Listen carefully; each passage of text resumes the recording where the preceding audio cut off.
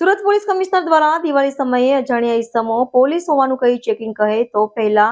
112 પર ફોન કરાવવા સુરત પોલીસ કમિશનરે લોકોને અપીલ કરી હતી। સુરતમાં દિવાળી સમયે નકલી પોલીસ લોકોને લૂંટી લેતા હોવાનું વારંવાર સામે આવતું હોય છે,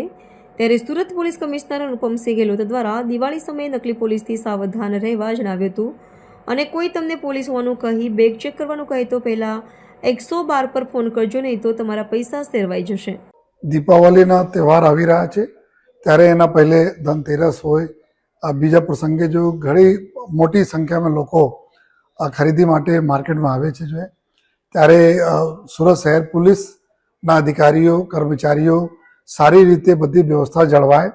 કોઈને સાથે કોઈ અઘટિત બનાવ નહીં બને જોઈએ અને છીની બનાવ નહીં બને તે સારું જોઈએ। સુરત શહેર પોલીસના પેટ્રોલિંગના પાર્ટીઓ अलग अलग मार्केट में सादे ड्रेस में सी टीम ना हमारी जो लेडीज पुलिस है जो है आ सादे ड्रेस में तमाम मार्केटों में अत्यारे फरवाना चालू कर दीधा है, वॉच राखी रहा है। मारा बधाने एक ज रिक्वेस्ट है, જ્યારે आप मार्केट आओ છો